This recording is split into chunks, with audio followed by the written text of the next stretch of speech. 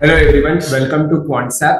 माझं नाव प्रसन्न आहे आणि आजचा जो टॉपिक आपण डिस्कस करणार आहोत तो स्पेसिफिकली आपण डिस्कस करणार आहोत रिझल्ट कॅलेंडर वरती.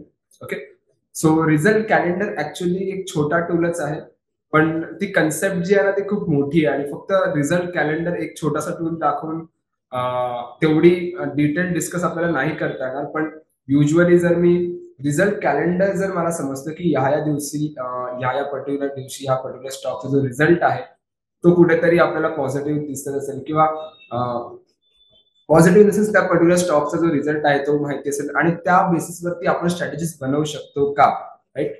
ते आता आपण बघणार आहोत. ओके, सो 2 ते 3 टूल आपण इन डिटेल कव्हर करणार आहोत मेनली ह्या पर्टिक्युलर टॉपिक मध्ये. आणि सोबत आपण जे डिस्कस करणार आहोत ते काही स्ट्रॅटेजीज पण डिस्कस करणार आहोत, राईट? की लेट्स सी जर मला समजलं की एखाद्या स्टॉकचा रिझल्ट आहे आणि तिकडे अशा अशा अमाऊंट ऑफ मध्ये चेंजेस होतात किंवा व्हॅलिडिटी चेंजेस होतात, सो जनरली स्ट्रॅटेजीज आपण काय बनवल्या पाहिजे आणि त्या बेसवरती ट्रेड्स ज्या असेल ते काय केल्या पाहिजे, right? ते आता आपण डिस्कस करणार आहोत. सो डेफिनेटली खूप जास्त मजा येणार आहे ही कन्सेप्ट बघायला. आणि जे नवीन असतील व्हिडिओमध्ये त्यांना रिक्वेस्ट आहे की स्टार्ट टू एंड पूर्ण बघा, कारण बऱ्याच कन्सेप्ट मध्ये आपण व्हॅलिडिटी ट्रेडिंग सेटअप कव्हर केले आहेत. सो एक्झिस्टिंग जे युजर्स जे डेली आपल्या व्हिडिओज बघतायत, सो त्यांना माहिती असेल मोस्ट ऑफ द कन्सेप्ट, पण पुन्हा एकदा एक रिव्हिजन होऊन जाईल, राईट? सो जास्त वेळ जो आहे तो इंट्रोडक्शनवर आपण इन्व्हेस्ट न करता डिरेक्टली आपण सेटअप करते. Okay, so I share you my Quantsapp home screen. So क्वांट्सॅपच्या जेव्हा तुम्ही होम स्क्रीनवरती या तेव्हा तुम्हाला ओव्हरऑल असा काही इंटरफेस बघायला मिळतो. सो इंटरफेसवर आपण बरेच डिस्कस केले आहेत. प्रत्येक व्हिडिओमध्ये आपण जेव्हा पण इंटरफेस शेअर करतो तेव्हा मोस्ट ऑफ द टाइम आपण इंटरफेस बद्दल डिस्कस करतोच. सो जर एक सिंपल परत एकदा एक रिवाइज करायचं म्हटलं तर राईट हँड साईडला तुम्हाला टॉपला जे पण आपले मेजर इंडायसेस आहेत ते इंडायसेस तुम्हाला इथे बघायला मिळतील, राईट? की Nifty, fin Nifty, bank Nifty, जर तिन्ही इंडायसेस जर कुठेतरी लॉंग मध्ये असतील, सो दॅट कम्स अंडर की कुठेतरी जो मार्केटचा सेंटिमेंट आहे तो कुठेतरी बुलिश आहे. आणि जर तिन्ही इंडायसेस कुठेतरी शॉर्ट मध्ये असतील, की एखादा मोमेंटम दिसते मला की जो शॉर्ट मध्ये ट्रेड करतो, so that comes under the bearish confirmation. तो कुठेतरी एक आहे तो एक फॉलिंग मोमेंटम आपण तिकडे बघू शकतो, right? So that is the logic behind it. Simple आहे, सिनॉप्सिस आहे, त्याच्यानंतर डे हायज लो आहे, option chain, intraday movers, open interest, unusual option activity एक टूल आहे. थोडं खाली गेलं तर इंडेक्स कॉन्ट्रीब्युशन आहे आणि इंडेक्स कॉन्ट्रीब्युटर दोन्ही पार्ट आहे, बिल्टअप रेट आणि टॉप स्टॉक. सो प्रत्येक ह्या ज्या इंटरफेसवरती जे आहेत त्या आपण व्हिडिओज बनवले आहेत. सो जर ही व्हिडिओ झाली तर नक्की व्हिडिओ जाऊन बघा. इन डेप्थ तुम्हाला समजेल की डेटा पण कसा यूज करायचा आहे. Second, most of the stocks आपले कव्हर झाले आहेत यामध्ये ओव्हरऑल सिरीज मध्ये, सो डेफिनेटली ते पण तुम्हाला हेल्प करेल. आता आपल्याला काय बघायचंय? आपल्याला बघायचंय की कोणता जो टूल आहे जो आपल्याला रिझल्ट बेसिसवरती ट्रेड्स किंवा एखाद्या स्टॉक मध्ये रिझल्ट येणार ते आयडेंटिफाय करायला हेल्प करू शकतो, right? So I do one thing, मी सर्च करणार इथे result calendar. Okay, result calendar वरती मी क्लिक करणार. ओके, जसं मी रिझल्ट कॅलेंडर वरती क्लिक करतो तो एक सिंपल इंटरफेस आहे. आता जे कोणत्या स्टॉकचा रिझल्ट येणार आहे ते आपल्याला समजते. तर राईट हँड साईडला फोकस करा. करंटली जो जून मध्ये ऍज ऑफ नाव तर कुठे एक रिझल्ट दिसत नाहीये, पण जुलैला 3 रिझल्ट आहेत. कोणते 3 रिझल्ट आहेत? एक अल्ट्रा केमको मध्ये आहे, कोफोर्ज आहे आणि नेस्ले इंडस्ट्रीज, राईट? सो कुठेतरी जुलैमध्ये, नंतर ऑगस्टला एक एबीबीचा रिझल्ट आहे, त्यानंतर एवढा रिझल्ट आहेच नाही, राईट? अनाउन्समेंट झालीच नाही, राईट? सो काय समजते आपल्याला की अल्ट्रा केमको, कोफोर्ज आणि नेस्ले इंडस्ट्रीजमध्ये कुठेतरी रिझल्टचा एक मोमेंटम किंवा रिझल्ट अनाउन्स होणार आहेत, राईट? सो सिंपल बघा, जर मी रिझल्टच्या बद्दल सांगायचं म्हटलं ना, तर रिझल्ट मीन्स व्हॉट? रिझल्टला आपण काय म्हणू शकतो? एक अनसर्टनिटी म्हणू शकतो. रिझल्ट एक अनसर्टनिटी आहे की रिझल्ट चांगला आला तर स्टॉकच्या प्राइस साठी खूप चांगली गोष्ट आहे, रिझल्ट खराब आला तर स्टॉकच्या प्राइस साठी निगेटिव्ह आहे, राईट? पण जर तुम्ही ऑप्शन्सला इन डिटेल जाणताय स्पेसिफिकली, तर तुम्हाला माहिती असेल की जेव्हा जेव्हा रिझल्ट जो येतो ना, तेव्हा तेव्हा व्होलॅटिलिटी जी आहे ती स्पाइक अप करते किंवा जो स्टॉकचा जो मोमेंटम आहे ना तो कुठेतरी बुलिश, म्हणजे जास्त फ्लक्च्युएशन मिळतात जेव्हा जेव्हा आपण स्टॉकच्या हळूहळू जवळ यायचा प्रयत्न करतो, राईट? प्रयत्न जेव्हा जेव्हा आपण स्टॉकच्या हळूहळू रिझल्टच्या दिवशी जवळ येतो तेव्हा तेव्हा जे स्टॉक आहे तो खूप जास्त मोठ्या प्रमाणात मोमेंटम देतो, राईट? सो किती मोमेंटम देतो, किती प्राइस मोमेंटम देतो, ते कसं कॅल्क्युलेट करायचं? सो रिझल्ट कॅलेंडर हा जो टूल आहे तो तुम्हाला सांगेल की रिझल्ट कधी आहे, राईट. पण जर तुम्ही इथे आलात आणि इथे सर्च कराल result analysis, so let's see आता आपला पहिला एक स्पेसिफिकली काय आहे, अल्ट्रा केम्कोचा रिझल्ट आहे. लेट्स सी, सो मी अल्ट्रा केम्को सर्च करतो. ओके, आणि लेट्स सी मी बघतोय की डेज बिफोर रिझल्ट, 2 दिवसा आधी प्राइस आणि 2 दिवसानंतर प्राइस कशी अल्ट्रा केम्कोची फ्लक्च्युएट करते. प्रत्येक रिझल्ट जेव्हा आपण झाला ना तेव्हा 2021 पासून तो कॅल्क्युलेट करणं. ओके, आणि मी गेट वरती क्लिक करतो. Okay, so you can see ultra Chemco हा जो स्टॉक आहे ना तो बिफोर रिझल्ट तुम्ही बघा पॉझिटिव्ह खूप जास्त देते. तो म्हणजे एक बुलिश मोमेंटम खूप जास्त बघायला मिळते. कधी? Day before result. ओके, 2 दिवसा आधी रिझल्टच्या. आणि तेच जर मी बघायला गेलो तर after result you can see 2%, 2%, 5%, almost 1-1.5%चा जो ऍव्हरेज जर मी धरला तर 1-1.5% मॅक्झिमम टाइम जी आहे ती निगेटिव्ह मोमेंटम देते, राईट. म्हणजे काय समजतं की 2 दिवसाआधी अल्ट्रा केमिकलचा जो रिझल्ट येत असेल तर प्राइस जी आहे ती थोडीफार बुलिश होते. ओके, 3% यू कॅन सी 2% आणि आहे त्यामध्ये खूप चांगले फ्लक्च्युएशन. आणि तेच जर आफ्टर दी रिझल्ट काय होतं की प्राइस जी आहे ती थोडी निगेटिव्ह जास्त प्रमाणात रिटर्न देते. ओके, सो हे झालं प्राइसच्या बेसिसवर. ओके, नाव एक मी तुम्हाला कन्सेप्ट मला सांगायला आवडेल इन डिटेल. ती कन्सेप्ट काय आहे त्यात आपण बघूया. सो मी तुम्हाला ना व्हाईट बोर्ड शेअर करतो इथे. ओके, सो लेट्स सी जर मी व्हाईट बोर्ड तुम्हाला शेअर करतो तर आपण जे आता कन्सेप्ट बघणार आहोत ती कन्सेप्ट आपण बघणार आहोत व्होलॅटिलिटीची. प्राइसने तर मला समजलं की प्राइस जी आहे ती 1% अप देते, 1% डाऊन मोमेंटम देते, राईट. पण व्होलॅटिलिटी बेसचा मोमेंटम काय, कन्सेप्ट काय व्होलॅटिलिटीचा तो आता बघूया. त्याच्यानंतर आपण जो आहे तो स्ट्रॅटेजीचा पार्ट पण कव्हर करूया. ओके, सो मी इथे टाईप करतो व्होलॅटिलिटी. सो जो आपला टॉपिक असणार आहे based on the result. Okay,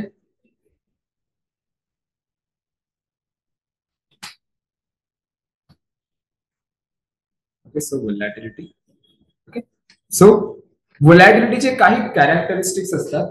okay, जर मी पहिली कॅरेक्टरिस्टिक्स बघायला गेलो, I like to go with the deep concept. मला जास्त डीप कन्सेप्ट एक्सप्लेन करायला आवडेल. ओके, सो व्होलॅटिलिटी जी असते ना, सो त्याचा पहिला कन्सेप्ट येतो की व्होलॅटिलिटी जी असते ती नेगेटिव्ह असते for the future price. Negative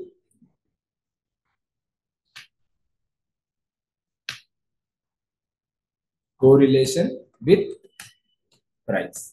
okay, व्होलॅटिलिटीचा जो कन्सेप्ट असतो ना तो नेगेटिव्ह असतो. It's negatively correlated with the future price. That means what की जेव्हा जेव्हा व्होलॅटिलिटी जी वाढते तेव्हा तेव्हा प्राइस जी आहे ते पडण्याचे चान्सेस जास्त असतात. ओके, स्टॉक्सचे इंडेक्सचे जे प्राइजेस जे असतात ना पडण्याचे चान्सेस जास्त असतात. ओके, सिम्पल रिझन आहे त्याचं. लॉजिक काय ह्याच्या पाठचं की लेट्स सी उद्या जर एखादी वॉर सिच्युएशन क्रिएट झाली, उद्या किंवा काही टायमानंतर हळूहळू वॉर सिच्युएशन क्रिएट होते. ओके, तर काय होणार की स्टॉक जे आहे त्यांच्यावर निगेटिव्ह इम्पॅक्ट येणार कारण आपल्या स्टॉक्सच्या प्राइजेस त्यात पडणार. पण गोल्ड, सिल्वर किंवा ज्या पण कमॉडिटीज आहेत ना त्यांच्या ज्या प्राइजेस आहेत ना ते वाढतात. Okay, so volatility means what a fear किंवा एक सिम्पली म्हणू शकतो मार्केटचे एक्सपेक्टेशन. जर मी त्याला फिअरच्या बेसवरती बघितलं, जर वॉर सिच्युएशन क्रिएट होते तर मार्केटमध्ये स्टॉकच्या प्राइजेस पडणार आणि त्याचा जो इम्पॅक्ट असतो तो व्होलॅटिलिटीचा असतो. ओके, सो जनरली काय होतं की व्होलॅटिलिटीच्या पण रिजिम्स आहेत की जेव्हा जेव्हा व्होलॅटिलिटी वाढत असेल आणि प्राइस जी आहे ती खाली पडत असेल सो त्याला आपण म्हणू शकतो एक स्ट्रॉंग बेरिश ट्रेंड येण्याचे चान्सेस आहेत कुठेतरी. ओके, आणि सेकंड थिंग जर मी सांगायचं म्हटलं तर लेट्स सी व्होलॅटिलिटी जी आहे ती वाढते आणि प्राइस पण वाढते विच इज फाईन. तो एक बुलिश कन्फर्मेशन पण आहे. तर मेन कोणती लक्षात ठेवायची की जेव्हा जेव्हा व्होलॅटिलिटी वाढते तेव्हा प्राइस पडत असेल तर that comes under the strong bearish momentum आपण अँटिसिपेट करू शकतो. ओके, सो नेगेटिव्ह आहे correlation with the prices of the stock. Okay, कमोडिटीसाठी कुठेतरी पॉझिटिव्ह आहे कारण ऑफकोर्स वॉर सिच्युएशन क्रिएट झाली तर आपल्या स्टॉकला कोणी जास्त व्हॅल्यू नाही देणार, पण कमोडिटीज असतील, गोल्ड असेल, सिल्वर असेल त्याला जास्त व्हॅल्यू असणार, right. So that is the logic. Okay, so volatility जी आहे ती नेगेटिव्ह कोरिलेट असते प्राइस सोबत. सेकंड कन्सेप्ट काय आता? Okay, let's go with the second concept. So second आहे नेगेटिव्ह आहे प्राइस सोबत पण volatility is positive correlation with premium.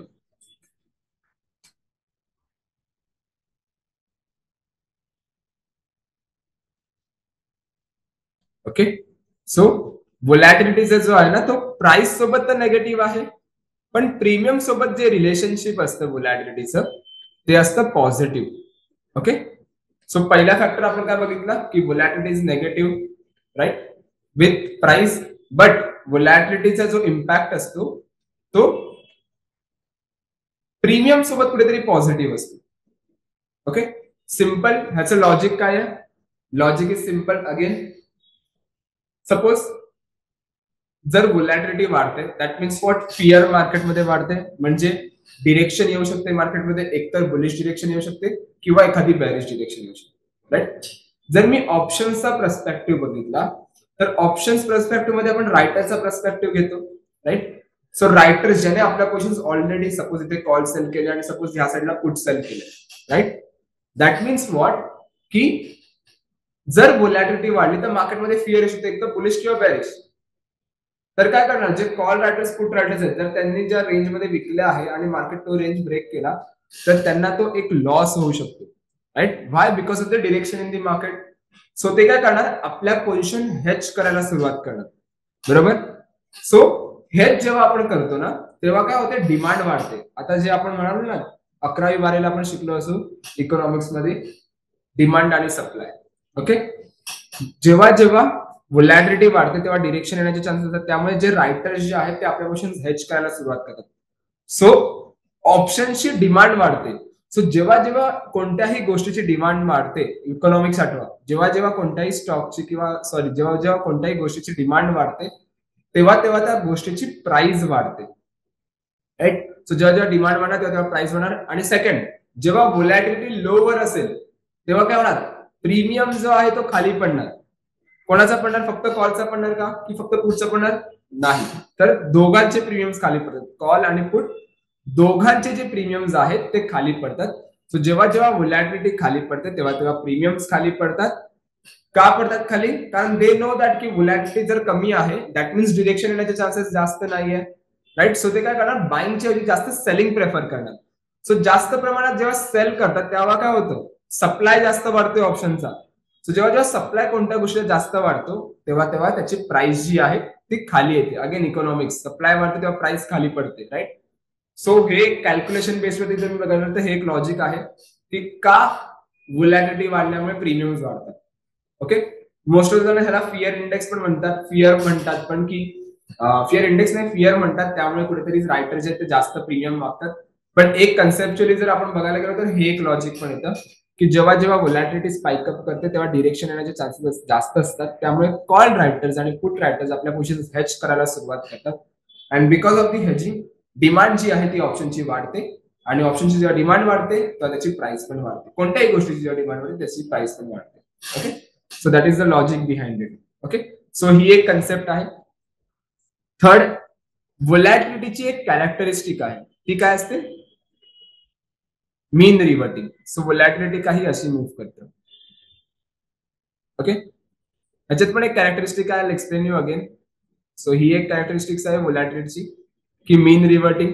Market कसं असतं, मार्केट काही असं मूव्ह करतं ना लाईक दिस राईट, किंवा असं ट्रेंडिंग असतं ना मार्केट कधी कधी राईट. जर मोठ्या स्केलमध्ये तर ट्रेंडिंग असतं राईट. पण व्होलॅटिलिटी जी असते ती मीन रिव्हर्टिंग असते. तुम्हाला अशी नाही दिसणार की 5 वरून 10 वर गेली, 10 वरून 15, 15, 200, 200, 300 अशी नाही दिसणार. ओके. ती 5 वरून 10 वर गेली, 15 वर गेली तर परत 5 वर येऊ शकते किंवा परत 3 वर जाऊ शकते. ओके. सो कोणती कन्सेप्ट आहे, थर्ड, मीन रिव्हर्टिंग. ओके. व्होलॅटिलिटी जी आहे ती मीन रिव्हर्टिंग नेचर मध्ये असते. ओके. तिसरी जी गोष्ट आहे व्होलॅटिलिटीची ती आहे जेव्हा जेव्हा व्होलॅटिलिटी जी आहे ती वाढते तेव्हा तेव्हा ती जास्त वेळ ना वरच्या साईडला सस्टेन नाही करत. यू कॅन सी व्होलॅटिलिटी जी आहे ना ती एखादी टॉप बनवते आणि क्विक फॉल देते. जेव्हा जेव्हा कोणताही स्टॉक किंवा कोणत्याही इंडेक्सची व्होलॅटिलिटी जर एका हायर लेवलला असेल सो एक क्विक फॉल आपण अँटिसिपेट करू शकतो जेव्हा हायर व्होलॅटिलिटी एन्व्हायरमेंट मध्ये असेल तर व्होलॅटिलिटीचा फॉल, नॉट अ प्राइसचा फॉल. ओके. आणि जेव्हा जेव्हा व्होलॅटिलिटी यू कॅन सी एका ग्राउंड लेवलला असेल तर एक स्टिकी नेचर असतं तिचा, sticky nature at ground level. Okay. इथे ती येणार, टाइम स्पेंड करणार, त्याच्यानंतर हळूहळू वाढणार. पण जेव्हा तो अचानक शूटअप मिळतो, जसा इथे मिळाला, इथे बघा स्टिकी नेचर होता आणि अचानक शूट केलंय, जसा टॉपला गेलं तर टॉपला काही असं नाही होणार, लाईक अशी अशी व्होलॅटिलिटी मूव्ह करते, वरती गेली परत अशी अशी मुवमेंट देतात, राईट. असं कधी नाही होणार. लाईक दिस तुम्हाला दिसेल, तो आपण बघूया, आपण त्या आपण ग्राफ वरती पण बघूया की कसं आहे ते, राईट. पण that is the logic behind it, की जेव्हा जेव्हा व्होलॅटिलिटी जी आहे ती ग्राउंड लेवलला असते तेव्हा त्याचा जो नेचर असतो तो स्टिकी नेचर असतो. आणि जेव्हा जेव्हा व्होलॅटिलिटी स्पाइकअप देते, शूटअप करते वरच्या साईडला, तेव्हा तेव्हा काय होतं की एक क्विक फॉल व्होलॅटिलिटी मध्ये आपल्याला बघायला मिळतो. ओके. सो हे जे लॉजिक आहे ना, हे आपल्याला पुढे युज करायचंय. ओके.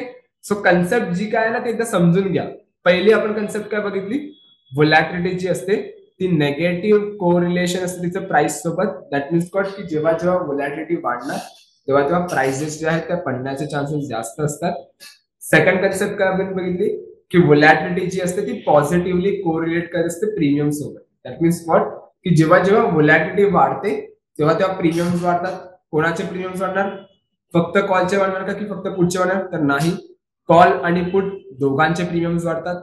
आणि जेव्हा जेव्हा व्होलॅटिलिटी जी आहे ती खाली पडते तेव्हा तेव्हा प्रीमियम जे आहेत ते खाली पडतात. तर कोणाचे पडतात, फक्त कॉलचे पडतात की पुटचे पडतात, तर नाही, तर कॉल अँड पुट दोघांचे प्रीमियम्स खाली पडतात. ओके. तिसरी जर मी गोष्ट बोलली तर व्होलॅटिलिटी जी कॅरेक्टरिस्टिक्स आहे ती मीन रिव्हर्टिंग कॅरेक्टरिस्टिक आहे, की ती मार्केट सारखी ट्रेंडिंग नसणार, की वरती चालल्या हायर हाय क्रिएट करते किंवा लोअर लो क्रिएट करते, राईट. एक टॉप बनवणार, पुन्हा मीन क्रिएट सस्टेन करणार, पुन्हा टॉप बनवणार, पुन्हा मीन क्रिएट सस्टेन करणार. ओके. त्याच्यानंतर व्होलॅटिलिटीचा एक सिंपल एक लक्षात ठेवा हा कन्सेप्ट, की व्होलॅटिलिटीचा जो इम्पॅक्ट असतो तो सर्वात जास्त इम्पॅक्ट असतो तो असतो एटीएम स्ट्राईकवर. Okay. As compare OTM strikes आणि आयटीएम स्ट्राईक्स, एटीएम स्ट्राईकचा जो इम्पॅक्ट असतो व्होलॅटिलिटीचा तो जास्त असतो. ओके. का, कारण ती एक अनसर्टन स्ट्राईक असते. सिंपल आहे बघा, ओटीएम स्ट्राईक ला जर मी बघायला गेलो तर ती काही कालावधीपर्यंत त्याची प्रोबॅबिलिटी जी असते इन द मनी क्लोज होण्याची कमी जास्त असते. पण जसं जसं आपण डेज टू एक्सपायरी जवळ येतो तेव्हा त्याची प्रोबॅबिलिटी आहे ती out of the money close होण्याची जास्त होते, राईट. अँड इन द मनीचं पण same, in the money close होण्याची प्रोबॅबिलिटी जास्त होत जाते जसं जसं आपण जवळ येतो नियर बाय एक्सपायरी. पण एटीएम एक अनसर्टन स्ट्राईक असते, ती कधी पण आउट ऑफ द मनी होऊ शकते आणि कधी पण इन द मनी होऊ शकते. त्यामुळे व्होलॅटिलिटीचा जो इम्पॅक्ट असतो तो एटीएम वर जास्त असतो, कारण त्याची जी प्रोबॅबिलिटी असते ती 50-50% असते, right. So that is the logic. So आता हे सगळं कन्सेप्ट सांगण्यामागचं लॉजिक काय आहे, लॉजिक सिंपल आहे, की आता जे आपण रिझल्ट कॅलेंडर वरती बघितलं की जे जे स्टॉक्स आहे, जे जे मोमेंटम आहे त्याच्यामध्ये आपण कशा ट्रेड्स बनवू शकतो, किंवा कोणत्या स्टॉकचा जो रिझल्ट आहे तो आपण बघितला कधी आहे, त्याच्यानंतर त्याची प्राइसेसचे आणि चेंजेस पहिले, तर तिकडे एखादी ट्रेड्स कशा आपण बनवू शकतो ते आता आपण बघणार आहोत. Okay. So I like to come with the concept. Home screen वरती मी पुन्हा येतो.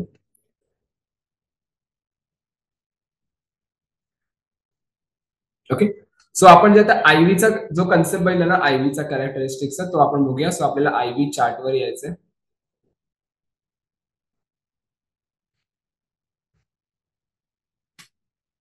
Okay. Let it be load.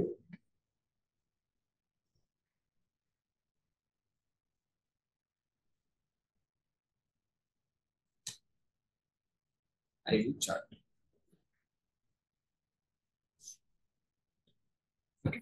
So ivy chart आपण बघितला, अल्ट्रा केम्कोचा जनरली आता रिझल्ट येणार आहे. सो टिपिकली बघा, जर तुम्ही इथे बघितलात ना, तर जी ग्रीन आहे ना, सॉरी, जी व्हाईट लाईन आहे ती तुम्हाला दाखवते आयव्ही इम्प्लाइड व्होलॅटिलिटीची, आणि जी orange line, sorry orange line नाही, जी ब्ल्यू लाईन आहे ती आहे फ्युचर प्राइसची line. Okay. Now you can see, जे आपण म्हणालो जेव्हा जेव्हा व्होलॅटिलिटी जी आहे ती स्पाइकअप देते तेव्हा क्विक फॉल येतो. यू कॅन सी वरती गेल्या, क्विक खाली पडल्या, परत तिथे सस्टेन केलं हायर लोअर लेवलला, पुन्हा एकदा टॉप बनवला, पुन्हा खाली आली, पुन्हा लोअर लेवलला सस्टेन केलं, पुन्हा टॉप बनवला, पुन्हा लोअर आली, खाली लेवलला सस्टेन केलं, राईट. सो व्होलॅटिलिटी जी आहे ती अशी काही तुम्हाला मोमेंटम देताना दिसेल. ओके. नाव व्होलॅटिलिटी मध्ये अजून एक कन्सेप्ट येतो जो येतो आयव्हीआर आणि आयव्हीपी चा. ओके. आता आयव्हीआर आयव्हीपी वर जर तुम्हाला इन डिटेल बघायचं असेल, मी शॉर्टली इथे सांगतोच आहे, पण जर आयव्हीआर आयव्हीपी कॅल्क्युलेशन बेसिसवरती कशा ट्रेड्स बनवायच्या, टूल कोणता आहे तो जर तुम्हाला बघायचा असेल तर एक इंडिपेंडंट व्हिडिओ आपण बनवली आहे, सो ती तुम्ही एकदा रेफर करू शकता आणि ती समजून घेऊ शकता. पण इम्प्लाइड व्होलॅटिलिटी रँक काय मीन्स व्हॉट, की करंट मार्केटची जी व्होलॅटिलिटी आहे, सपोज एखादा स्टॉक आहे XYZ, त्याची स्टॉक व्होलॅटिलिटी आहे 20 ची, ओके. नाव ती जी व्होलॅटिलिटी आहे ती त्याची सर्वात जास्त व्होलॅटिलिटी आहे की सर्वात कमी व्होलॅटिलिटी आहे? करंट मार्केटची जी व्होलॅटिलिटी आहे, डेली व्होलॅटिलिटी चेंज होते ना, पण जी करंट मार्केटची व्होलॅटिलिटी आहे ती त्याची सर्वात जास्त व्होलॅटिलिटी आहे की कमी व्होलॅटिलिटी, किंवा त्याचा रँक काय आहे, तर इम्प्लाइड व्होलॅटिलिटी रँक ते कॅल्क्युलेट करतं बेस्ड ऑन दी लुकबॅक. 250 दिवसाचा लुकबॅक पिरियड आहे, म्हणजे ओव्हरऑल वर्षभराचा ट्रेडिंग डेज जर मी कॅल्क्युलेट केलं, ट्रेडिंग डेज 250 डेज जर मी घेतले तर त्यापेक्षा ती करंट व्होलॅटिलिटी रँक कुठे ट्रेड करते ते समजतं. त्याच्याने आपल्याला हे समजतं की स्टॉक जो आहे तो हाय व्होलॅटिलिटी एन्व्हायरमेंट मध्ये ट्रेड करतो की लो व्होलॅटिलिटी एन्व्हायरमेंट मध्ये ट्रेड करतो. Okay. IVP means which is similar like IVR. Okay. पर्सेंटाईलच्या बेसिसवरती आहे. इम्प्लाइड व्होलॅटिलिटी आपण पर्सेंटाईल त्याला म्हणतो, की जेव्हा जेव्हा व्होलॅटिलिटी पर्सेंटाईल हायर वर असेल तेव्हा तो हाय असतो, लोअर वर असेल तो पर्सेंटाईल लोअर वर असतो. तर एक सिंपल लक्षात ठेवा की जर तुम्ही एखादा रिझल्ट कॅलेंडर मध्ये एखादा तुम्ही स्टॉक बघितला असाल आणि त्या स्टॉक मध्ये तुम्हाला दिसतं की व्होलॅटिलिटी वाढण्याचे चान्सेस आहेत, 2-3 दिवसाचा रिझल्ट आहे किंवा 4-5 दिवसाचा रिझल्ट आहे त्याचा, तर येऊन त्याचा आयव्ही चार्ट ओपन करा आणि चेक करा आयव्हीआर आणि आयव्हीपी काय दाखवते. ओके. आयव्ही चार्ट वरून तर समजेलच तुम्हाला करंट व्होलॅटिलिटी कुठे, इकडे तुम्हाला बघायचं, करंट डेटची पण बघायला मिळेल, राईट. पण जर आयव्हीआर आयव्हीपी दोन कन्सेप्ट आहेत, जर आयव्हीआर आणि आयव्हीपी अबाव 60 असेल, ओके, अबाव 60 किंवा अबाव 70 असेल आयव्हीआर आणि आयव्हीपी, सो हे आपण समजू शकतो की स्टॉक जो आहे तो हायर व्होलॅटिलिटी एन्व्हायरमेंट मध्ये कुठेतरी ट्रेड करते. ओके.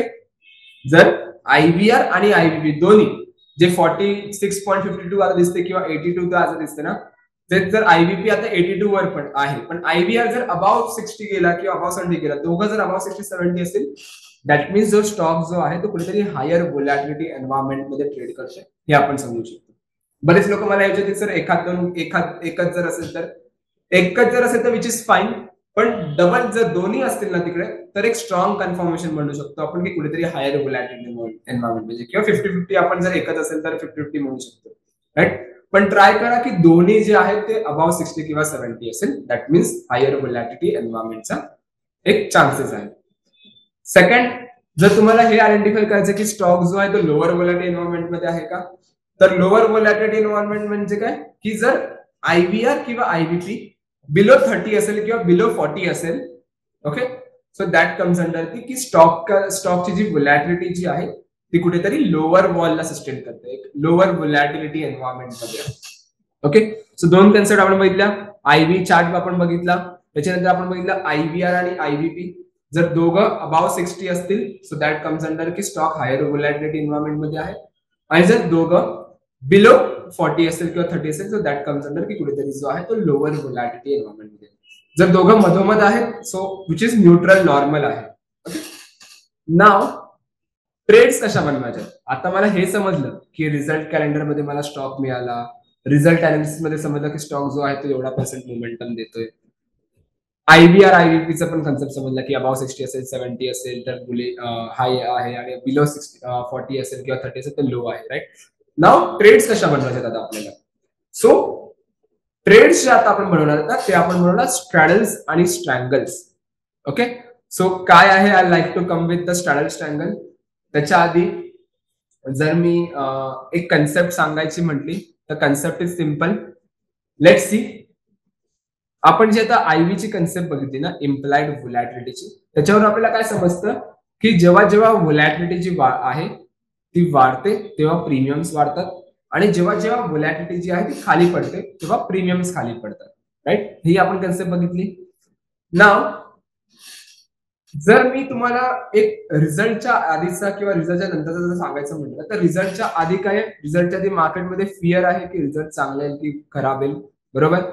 सो रिझल्टच्या आधी जी आहे ना ती व्होलॅटिलिटी ना हळूहळू वाढत जाते, हळूहळू वाढत जाते, म्हणजे सपोज 10ची आहे, 15, 15, 20, 25, 30, रिझल्टच्या दिवसपर्यंत ते टॉपवर जाणार. जसा रिझल्ट अनाउन्स होणार तशी व्होलॅटिलिटी जी आहे ती खाली पडणार, कारण एकदा रिझल्ट अनाउन्स झाला तर फिअर गेला मार्केटमधला, सो व्होलॅटिलिटी मध्ये पण ड्रॉप मिळते. ओके. सो एवढं लक्षात ठेवा की जेव्हा जेव्हा आपण हळूहळू रिझल्टच्या जवळ येतो तेव्हा व्होलॅटिलिटी जी आहे ती वाढायला सुरुवात होते. ओके. सो जेव्हा व्होलॅटिलिटी वाढणार तेव्हा प्रीमियम्स वाढणार.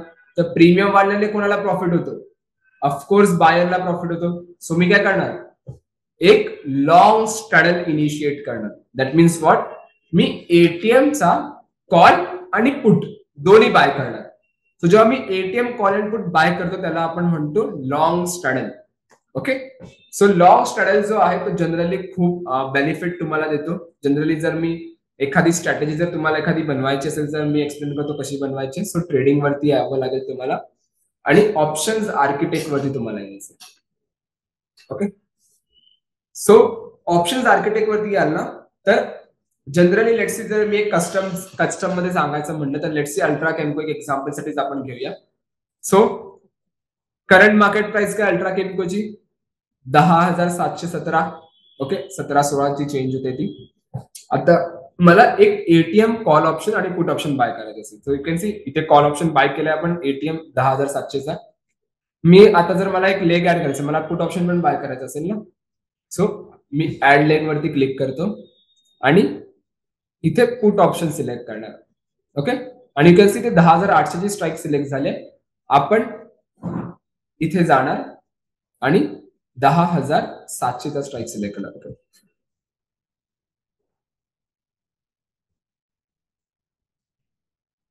ओके. सो एटीएम म्हणजे 10,700 एटीएम आहे. कॉल अँड पुट बाय केलं तर यू कॅन सी माझी स्ट्रॅटेजी झाली ती कन्वर्ट झाली लॉंग स्ट्रॅडल मध्ये. राईट. सो लॉंग स्ट्रॅडल हा जनरली तुम्ही कधी बनवा जेव्हा तुम्हाला दिसेल की तुम्ही नियर बाय एक्सपायरी असेल तर 4-5 दिवसाआधी किंवा बघा तुम्ही आयबी रँक काय आहे. जेव्हा आयबी रँक आयबीपी जर अबाव 60 गेला तर try to create a long straddle किंवा तिकडे एखादी जी आहे तेव्हा नका बनवू अबाव 60 गेला तर. पण जर तुम्हाला रिझल्ट आधी दिसते की आयबी कंटिन्युअसली हळूहळू वाढते then initiate a long straddle over there. Okay. ATM call आणि पुट ऑप्शन बाय करा. बेनिफिट काय त्याचं ते सांगतो. ओके. लेट्स सी व्होलॅटिलिटी जी आहे ती मूव्ह केली 20%. ओके. सो फक्त मार्केट त्याच जर लेवलला जरी राहिलं ना मार्केट त्याच लेवलला राहिलं still you got a good amount of profit.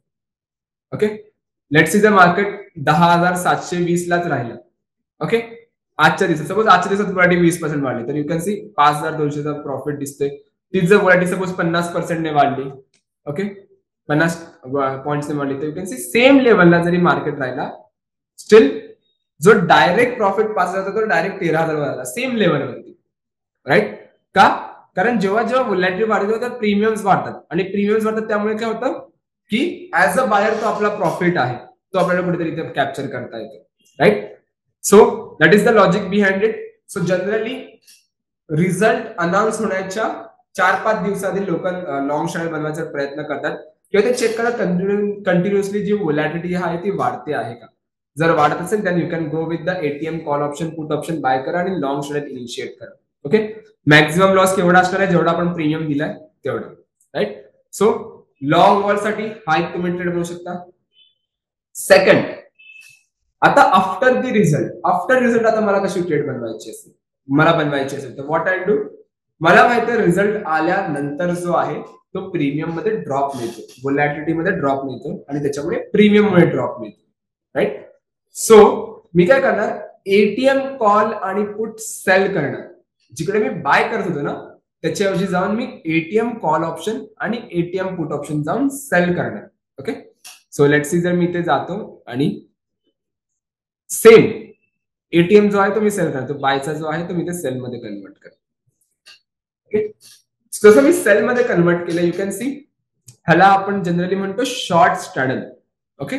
So जेव्हा शॉर्ट स्ट्रॅडल क्रिएट झालाय तर जेवढा तुम्ही मार्केटमधून प्रीमियम घेतलाय ना ओके त्या प्रीमियम बेसिसवर तुमची रेंज होईल.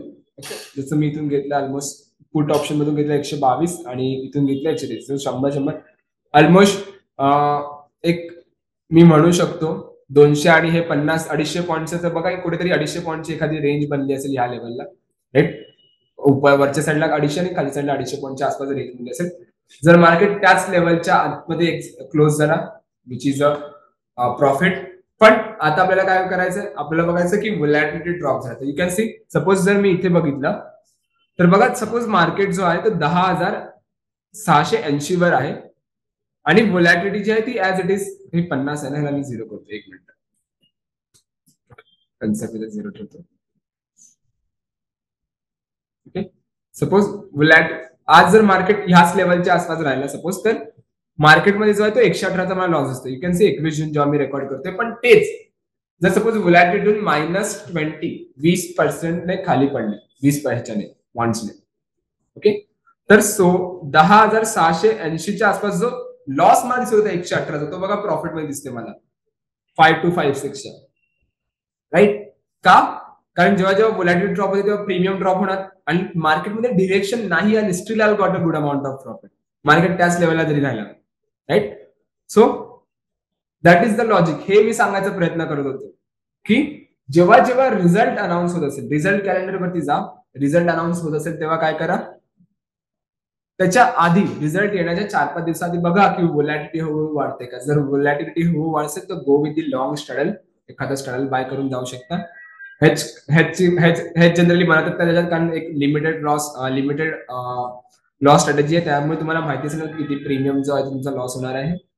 पण तेच जर शॉर्ट वॉल मध्ये आलं तर शॉर्ट स्ट्रॅडल तुम्ही बनवा. जर तुम्हाला माहिती असेल की व्होलॅटिलिटी जी आहे ती कुठेतरी इथे ड्रॉप देऊ शकते, then go with the short Stradale.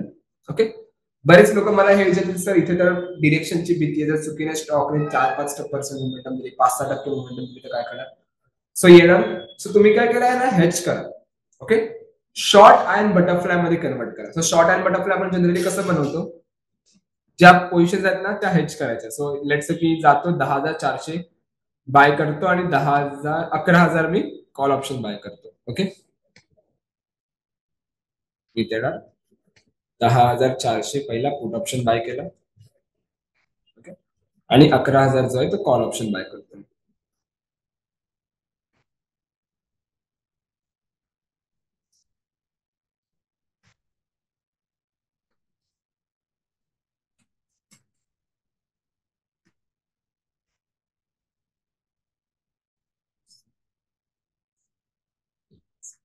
Call option buy. Okay, तो माझी जी स्ट्रॅटेजी आहे ती जनरली शॉर्ट अँड बटरफ्लाय मध्ये कन्वर्ट होते. You can see. So suppose जरी मार्केटने डिरेक्शन घेतली, स्टील आय नो दॅट 11,000चा मॅक्झिमम लॉस आहे वरच्या साईडला, खालच्या साईडला, आणि जर मार्केट त्या लेवलला एक्सपायर झाला या रेंजमध्ये, तर स्टील मार्केट त्याच लेवलला झाला तरी 16,000चा प्रॉफिट आहे, राईट. आणि व्होलॅटिलिटी जरी अजून ड्रॉप झाली, सपोज -50 झाली, steel I got a good amount of benefit. Okay, so short and generally try करा की तुम्ही जो आहे तो शॉर्ट वॉलवर ट्रेड बनवा जेव्हा तुम्हाला वाटत असेल की व्होलॅटिलिटी जी आहे ती ड्रॉप होऊ शकते. आणि मेन म्हणजे ह्याच्यात एक गोष्ट चांगली आहे की तुम्ही ह्या ज्या पोझिशन्स आहेत ना तिथे येऊन सेव्ह करू शकता. सो जेव्हा तुम्ही सेव्ह वर क्लिक करा तेव्हा तुमच्या या ओव्हरऑल सगळ्या, ओके, सो त्यामुळे तुमचा जो आहे तो तिकडे बेनिफिट मिळते. सो सेव्ह पोझिशन जेव्हा तुम्ही कराल ना तेव्हा एक बेनिफिट तुम्हाला काय मिळतो त्याचा, की तुम्हाला तुमचं मॉनिटर करता येतं की किती माझ्या ज्या ट्रेड्स आहेत त्या प्रॉफिटेबल आहेत आणि किती ज्या ट्रेड्स आहेत त्या लॉस मेकिंग ट्रेड्स आहेत, राईट. सो जेव्हा तुम्ही ते मॉनिटर करायला बघाल ना तेव्हा तुम्हाला डेफिनेटली समजेल की किती ज्या आहेत त्या ट्रेड्स सक्सेसफुल आहेत, त्यानुसार मी ट्रेड कंटिन्यू करतो. जर चुकीच्या आहेत तर समजेल आपल्याला काय चुकीचं आहे, सो आपण त्याच्यावरती जे आहे ते पुन्हा रिसर्च करून ट्रेड्स बनवू शकतो, right. So that is the concept. ही जी कन्सेप्ट होती ती होती ह्या ओव्हरऑल लॉजिकच्या पाठी, राईट. सो अगेन एक शॉर्ट रिकॅप मला द्यायला आवडेल कारण खूप डिटेलमध्ये आपण 2 ते 3-4 टूल आपण कव्हर केले आहेत. सो पहिला आपल्याला काय करायचं आहे, पहिला आपल्याला यायचं रिझल्ट कॅलेंडर वरती. इथे रिझल्ट कॅलेंडर वरती आलो. सो रिझल्ट कॅलेंडर वरती जेव्हा मी क्लिक करा तेव्हा चेक करा की कोणत्या स्टॉकचा जो आहे तो रिझल्ट येतोय. ओके, कोणते स्टॉक जे आहेत ते रिझल्ट अनाऊन्स करणार आहेत कोणत्या दिवशी, 19 जुलैला आहे, 22 जुलै, 25 जुलै, 4 ऑगस्ट. ओके, सो ह्याच्याने आपल्याला काय समजेल की व्होलॅटिलिटी वाढण्याचे किंवा पडण्याचे चान्सेस कोणत्या स्टॉकमध्ये जास्त आहे. ओके, अनसर्टनिटी कुठेतरी वाढू शकते त्या लेवलला. ओके, त्यानंतर मी काय करणार, मी येणार रिझल्ट अनालिसिस वरती. ओके, जेव्हा मी रिझल्ट अनालिसिस वरती येतो तेव्हा मला काय समजायला मिळेल की स्टॉक जो आहे तो रिझल्ट येण्याच्या 5 दिवसाआधी, 2 दिवसाआधी, 4 दिवसाआधी कसा मुवमेंट. सो लेट्स सी मी ह्याला 2 दिवस ह्याला मी 5 दिवस पण करू शकतो. ओके, सो डिपेंड्स अपॉन तुम्ही ट्रेड्स कधी बनवतात, पण जरी 5 दिवसाआधी बघितलं तर स्टील तेच लॉजिक आहे राईट. सो चेक करा प्राइस मोमेंटम किती आहे before the result, after the result. Okay. आणि त्यानंतर आपण काय करणार, IV चार्ट वरती येणार, इथे सर्च करणार IV चार्ट. ओके. आणि चेक करणार की रिझल्टच्या आधी स्टॉक मध्ये जी आहे ती व्होलॅटिलिटी हळूहळू वाढताना दिसते का म्हणजे ते तुम्हाला डेली बेसिसवर समजेल की वाटी वाढते आणि पर्सेंटाईल जो आहे ना तो पण हळूहळू वाढताना दिसेल, IV रँक पण हळूहळू वाढताना दिसेल. सो जर ते मला वाढताना दिसतंय दॅट मीन्स वॉट की कुठेतरी जी आहे ती व्होलॅटिलिटी स्पाइक अप करण्याचे चान्सेस आहेत. सो व्हॉट आय डू, मी तिकडे जाऊन एक लॉंग स्ट्रॅडल इनिशिएट करतो. सो जेव्हा मी लॉंग स्ट्रॅडल इनिशिएट करतो तेव्हा कुठेतरी जो आहे तो एक बेनिफिट आपल्याला बघायला मिळतो त्या लेवलला, राईट. त्या बुलिशनेसला किंवा त्या बेरिशनेसमध्ये मोमेंटम जो आहे एक अपॉर्च्युनिटी आहे ती कुठेतरी बघायला मिळते, राईट. त्याच्यानंतर मी लॉंग स्ट्रॅडल इनिशिएट केला. काढणार कधी, रिझल्टच्या नंतर नाही काढायचंय आपल्याला, रिझल्टच्या आधीच काढायचंय. ओके. सो रिझल्ट अनाउन्स होण्याच्या आधी 1 दिवसाआधी किंवा सेम डे तुम्ही तो स्क्वेअर ऑफ करा, कारण जर रिझल्टची वाढ केली आणि व्होलॅटिलिटी ड्रॉप झाली तसं पण तुमचा लॉस होईल त्या लेवलला किंवा बेनिफिट नाही मिळणार. So try to go with the after the before the result trade बनवा आणि रिझल्टच्या 1-2 दिवसाआधी किंवा त्याच्या आधीच जो आहे तो आपण ट्रेड काढून टाकणार. ओके. हेज करायची, हेजचा प्रश्नच येत नाही ते. त्यानंतर जर सपोज तुम्हाला लॉंग स्ट्रॅटेजी नाही बनवायचं पण आफ्टर द रिझल्ट जर तुम्हाला एखादी स्ट्रॅटेजी बनवायची, try to go with the short wall. Okay. Maximum time long strategy होती ना शॉर्ट स्ट्रॅटेजी सोबत जा किंवा शॉर्ट अँड बटरफ्लाय जो मी बोलतोय ना त्याच्यासोबत ट्राय करा. कारण व्होलॅटिलिटी जसं मी म्हणालो ना की स्टिकी असते नेचरमध्ये की हळूहळू वाढते, पण शॉर्ट वॉल मध्ये डायरेक्ट फॉल बघायला मिळतो. पहिला कन्सेप्ट जो मी व्हाईट बोर्ड वरती सांगितलेला त्याच्यासोबत जेव्हा तुम्ही याला पेअर केला ना तेव्हा कुठेतरी खूप चांगला मोमेंटम तुम्हाला बघायला मिळतो तिकडे, राईट. सो जर सपोज मला दिसतं की मला एखादी शॉर्ट वॉल मध्ये ट्रेड करायचं असेल तर what I do, me call आणि पुट ऑप्शन दोन्ही सेल करणार. जेव्हा मी दोन्ही कॉल आणि पुट ऑप्शन सेल करतो तेव्हा काय मिळणार, मला एक बेनिफिट मिळणार व्होलॅटिलिटी फॉलचा, व्होलॅटिलिटी ड्रॉपचा, राईट. सो जेव्हा जेव्हा व्होलॅटिलिटी ड्रॉप होणार तेव्हा प्रीमियम स्टॉप होणार आणि मला त्याच्या गोष्टीचा बेनिफिट मिळणार, राईट.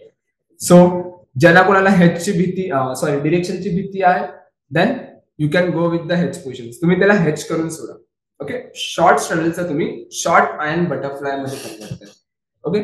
सो त्याच्यामुळे काय होणार, तुमचा एक बेनिफिट जो मिळतो तो मिळतो, डिरेक्शन जर आली तर लॉस अनलिमिटेड नाही आहे. I know my limited loss. आणि जर व्होलॅटिलिटी फॉल झाली तर त्याचा बेनिफिट आहे, प्लस आपण ती पोझिशन होल्ड करते 2-3 दिवस. सो थिटाचा जो इम्पॅक्ट आहे प्रीमियम वरती तो कुठेतरी तुम्हाला त्या लेवलवरती बघायला मिळेल.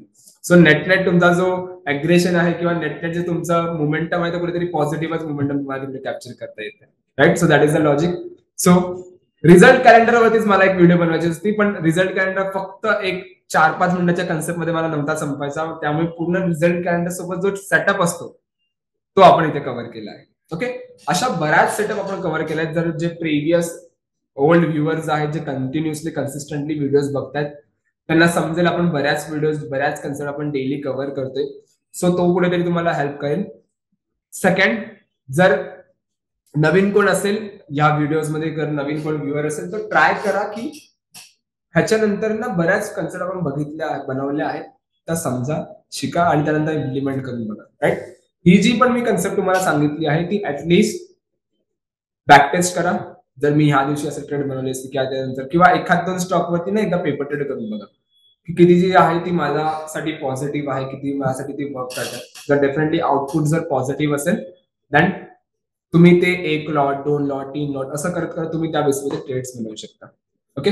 So that is the logic behind it. So आजचा टॉपिक एवढाच होता. सो आय होप तुम्हाला जी कन्सेप्ट आहे, जी व्हिडिओ आहे ती आवडली असेल. सो जर व्हिडिओ आवडली असेल तर नक्की लाईक करा, कमेंट करा जर तुम्हाला कोणता नवीन टॉपिक पाहिजे असेल तर किंवा कोणता सेटअप पाहिजे असेल तर. सो सेटअप तुम्हाला हेल्प करेल तिकडे. सो कमेंट करा आणि सबस्क्राईब करून जायला विसरू नका, कारण आपण डेली जे आहेत त्या नवीन नवीन व्हिडिओ पोस्ट करत आहोत. सो त्याचा एक तुम्हाला अपडेट येत राहील. Okay. So thank you so much everyone. Thank you so much for your time. Bye bye.